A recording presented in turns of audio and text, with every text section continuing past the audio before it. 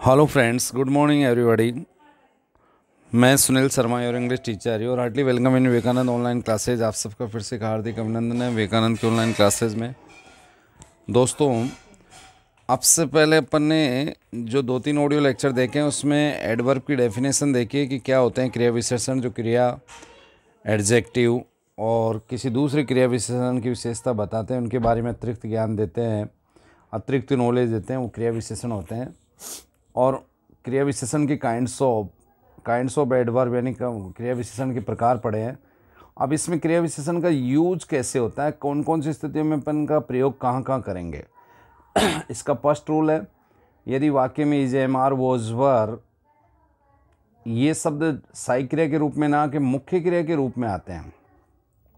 वैसे जनरली इनको आप लोग सहायक क्रिया समझते हो, लेकिन ये मुख्य क्रिया भी है। इज, एम, आर का मूल अर्थ है और वो है हूँ, और वोजवर का मूल अर्थ है था, थे, थी, और इजेमार का है, हूँ, है, ये होता है दोस्तों। तो एडवर्ब का प्रयोग हमेशा जब ये मूल अर्थ में आते हैं, मुख्य क्रिया के रूप में आते हैं, तो इनके तुरंत बाद होता है। जैसे 2 एग्जाम्पल मैंने यहाँ लिए। सी इज ऑलवेज प्रेजेंट, वो हमेशा उपस्थित रहती है। यू आर ऑफन एब्सेंट, और तुम अधिकतर प्राय अनुपस्थित रहते हो, एब्सेंट रहते हो, अनुपस्थित रहते हो। दूसरा रूल्स ये है दोस्तों कि अगर जब वाक्य में सहायक क्रिया आ जाए तो एडवर्ब का प्रयोग सहायक क्रिया के बाद होता है। जैसे आई हैव सहायक क्रिया है तो इसमें नेवर एडवर्ब है।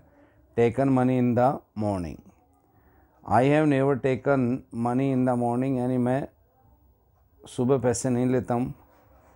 You have never seen a girl like her, you have never seen a girl like her. इसमें आपका नेवर एडवर्ब है जो हैव हेल्पिंग वर्ब के बाद आ रहा है।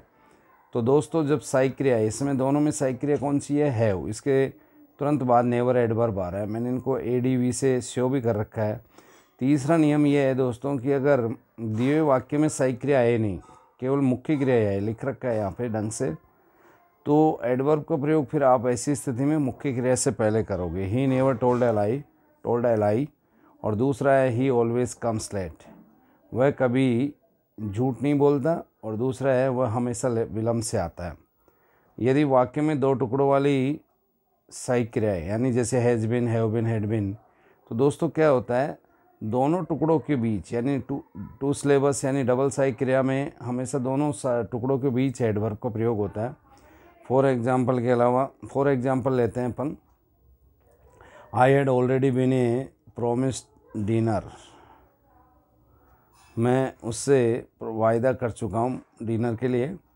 ही has never been to Bombay, he has never been to Bombay. तो इसमें भी देखो हैज़ और बिन के बीच में नेवर का प्रयोग हुआ, और इसमें भी अगर आप देखते हो तो हैड और बिन जो 2 टुकड़े इनके बीच में ऑलरेडी का प्रयोग हुआ है। तो जब जॉइंट सहायक क्रिया आती है दोस्तों, तो दोनों के बीच में अपन एडवर्ब का प्रयोग करते हैं। नेक्स्ट आपका 5th नंबर का रूल्स ये है कि यदि वाक्य नकारात्मक हो तो एडवर्ब का प्रयोग आप नोट के बाद करोगे वाक्य में। जैसे he does not always works well, वह कभी भी ठीक से कार्य नहीं करता है। हम नोट के बाद ऑलवेज आ रहा है, यही आपका एडवर्ब है सेंटेंस का। Rahul does not always come at proper time, Rahul कभी भी सही समय पे नहीं आता है।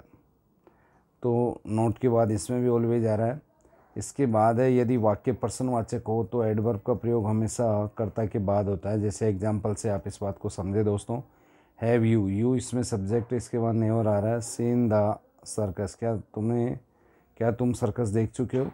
Do you always take tea in the morning, क्या तुम हमेशा सुबह चाय लेते हो। तो इसमें यू सब्जेक्ट है तो ऑलवेज इसके बाद आया है, यानी प्रश्नवाचक में सब्जेक्ट के बाद ऑलवेज आता है और नेगेटिव में नोट के बाद ऑलवेज आता है। सिंपल रूल्स है। और यदि दिए वाक्य में दोस्तों समझे इस बात को, ये विशेष है, हमें इनफ का प्रयोग करना हो तो इनफ का प्रयोग हम उस विशेषण के बाद में करते हैं जिस विशेषण को इनफ वाक्य में मॉडिफाई कर रहा है, यानी उसको क्लियर कर रहा हो। The camel is not strong. Strong क्या है आपका एडजेक्टिव है, विशेषण है। इसके तुरंत बाद इनफ आ रहा है टू कैरी हैवी लोड। ये जो ऊँट है इतना मजबूत नहीं है कि इतना वज़न ले जा सके, पर्याप्त वज़न ले जा सके, बोझ ले जा सके। वज़न कह दो, बोझ कह दो।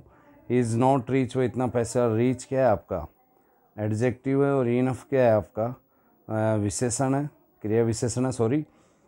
Enough two by a new car, वो इतना पैसे वाला नहीं है कि नई कार खरीद सके। इस तरीके से आपका 7 नंबर का रूल था।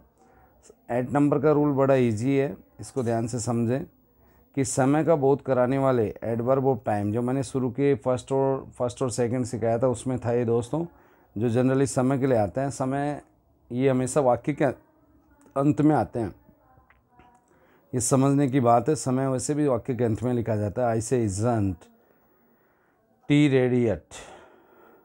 दूसरा वाक्य है but man made him a prisoner soon, लेकिन आदमी उसे जल्दी ही आदमी ने उसे जल्दी ही क्या बना दिया था, प्रिजन, एक अपराधी, प्रिजनर एक कैदी बना दिया था। इस तरीके से दोस्तों आप देख रहे हो, समझ रहे हो कि ये सब अपन ने इस ऑडियो में एडवर्ब का इस किन किन स्थितियों में कहाँ कहाँ प्रयोग होता है वो सब देखा है। जब नेगेटिव हो तो नोट के बाद, इंट्रोगेटिव हो तो सब्जेक्ट के बाद, समय सूचक एडवर्ब हो तो लास्ट में इनका प्रयोग होता है, जॉइंट सहायक क्रिया हो तो दोनों के बीच में इनका प्रयोग होता है। और जैसे यदि वाक्य में is am are was were मुख्य क्रिया के रूप में आ रहे हैं, सहायक क्रिया के रूप में ना के मुख्य क्रिया के रूप में आए, तो इनका प्रयोग हम तुरंत इनके बात करते हैं।